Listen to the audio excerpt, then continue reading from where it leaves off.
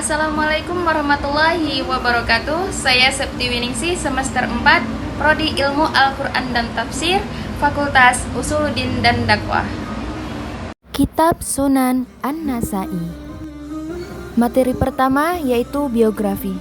Imam An-Nasa'i nama lengkapnya adalah Ahmad bin Syu'aib bin Ali bin Sinan bin Bahar bin Dinar, dan diberi gelar dengan Abu Abdurrahman An-Nasa'i. Beliau dilahirkan pada tahun 215 Hijriah di kota Nasa' yang masih termasuk wilayah Khurasan. Beliau terkenal dengan nama An-Nasa'i karena dinisbatkan dengan kota Nasa', yaitu salah satu kota di Khurasan. Nama orang tua Imam An-Nasa'i adalah Syu'aib bin Ali. Beliau wafat pada hari Senin, tanggal 13 bulan Syafar, tahun 303 Hijriah di Al-Ramlah. Imam An-Nasa'i dikenal sebagai ulama hadis yang sangat teliti terhadap hadis dan para rawi. Ini terbukti dalam menetapkan kriteria sebuah hadis yang dapat diterima atau ditolak sangat tinggi. Begitu juga halnya dengan penerapan kriteria seorang rawi mengenai sikoh atau tidaknya. Imam An-Nasa'i tidak saja ahli dan hafal hadis, beliau mengetahui para perawi dan kelemahan-kelemahan hadis yang diriwayatkan, tetapi juga ahli fikih bermazhab Syafi'i yang berwawasan luas. Dar Al-Qutni pernah mengatakan mengenai An-Nasa'i bahwasanya beliau adalah seorang syekh di Mesir yang paling ahli di bidang fikih pada masanya dan paling mengetahui tentang hadis dan perawinya. Al-Hakim, sebagaimana dikutip dalam kitab Sunan An-Nasa'i, menyatakan bahwa sesungguhnya Abu Abdurrahman Al-Imam Nasa'i adalah tokoh bagi segala pakar hadis, lengkap dengan pengetahuannya tentang al-jarh dan ta'dilnya para perawi hadis di masanya. Begitu juga Abu Sa'id Abdurrahman bin Ahmad bin Yunus, penulis tarikh Mesir, pernah menyatakan bahwa Imam Nasa'i adalah seorang tokoh hadis yang dapat dipercaya, kuat ingatan dan hafalannya, sehingga para pakar ilmu-ilmu agama mengetahui ketinggian ilmu beliau dan amat simpatik pada beliau.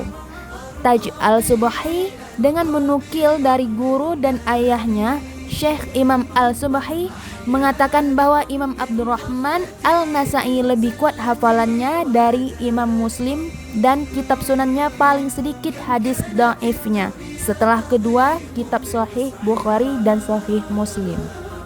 Materi selanjutnya mengenai latar belakang penyusunan dan penamaan kitab. Adapun penamaan kitab-kitab itu dengan istilah sunan tiada lain adalah karena penulis kitab itu ingin memberikan kesan kepada masyarakat pembaca bahwa kitab itu berisi sunnah Nabi Sallallahu Alaihi Wasallam. Selain itu, penamaan ini juga disebabkan karena pembahasannya telah dibagi menurut pokok bahasan hukum-hukum fikih seperti berbagai persoalan toharoh, sholat, zakat, haji, dan seterusnya yang bersumber dari Rasulullah Sallallahu Alaihi Wasallam. Perlu juga diketahui, selain metode itu, ada juga metode penulisan yang dikenal dengan musnad. Hal ini seperti yang dipakai oleh Ahmad Ibnu Hambal dikatakan musnad karena pembahasan kitabnya berdasarkan rijalul hadis. Adapun mengenai isi kitab, kitab Sunan ini memuat 5.761 hadis yang diantaranya menurut sebagian ahli hadis masih ada yang berkualitas dhaif meskipun kitab tersebut diseleksi sedemikian rupa.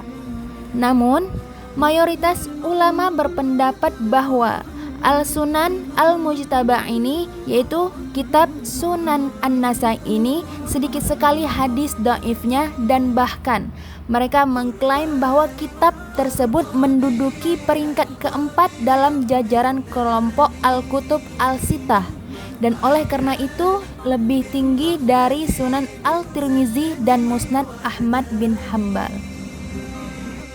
Selanjutnya mengenai penilaian para ulama tentang kitab. bahwasanya kitab Sunan An-Nasa'i ini termasuk dalam satu di antara Al-Kutub Al-Ihah Al-Sittah, kitab hadis sahih yang 6. Dua pertama dari kitab Al-Kutub Al-Sittah tersebut dikenal dengan nama dua kitab Al-Sahih atau Sahihain, yakni Sahih Bukhari dan Sahih Muslim, dengan martabat kesahihan yang berbeda-beda. Sementara itu, 4 Al-Kutub Al-Sittah yang terakhir dikenal dengan nama Sunan, yakni Sunan Abi Daud, Sunan Al-Turmuzi, Sunan Al-Nasa'i, dan Sunan Ibnu Majah. Dalam hal ini Muhammad Ajjaj Al-Khatib menyebutkan bahwa pengarang 4 kitab Sunan itu dalam kitab mereka tidak hanya mencatat hadis sahih, melainkan juga beberapa hadis hasan, bahkan hadis dhaif dengan penjelasan kedhaifannya. Baik, sekian dari saya. Terima kasih.